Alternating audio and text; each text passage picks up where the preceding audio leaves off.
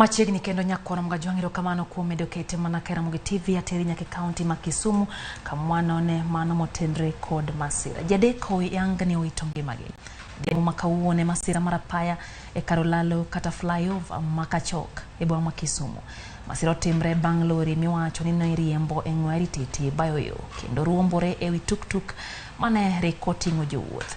Koyango masirano komanda mar obila marita paya Alwora ma Nyanza Joseph Ng'ang'a olero ni ji adek go gin derepe mag tuk-tuk kod mano mar lori kamiyo moro ma jawuoth bende owito ngimane. Jopiny ochiwo ywak gi ne piny owacho mondo mi okaw okang' mar keto kenge mag geng'o masira ma thoro timore e flyover onogo.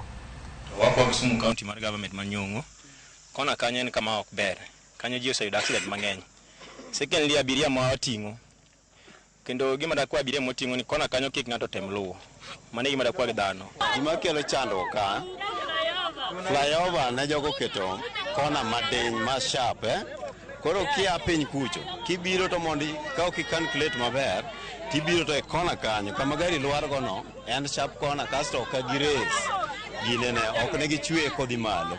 Koro sama ng'ato biro ki lose control to kigo wall to nyaka gol lwar oko. Kamor asin nikech ji mang'eny osebedo kato githo nikech trailer malo to lwar kuomgi obed ni en man mafuta en marango.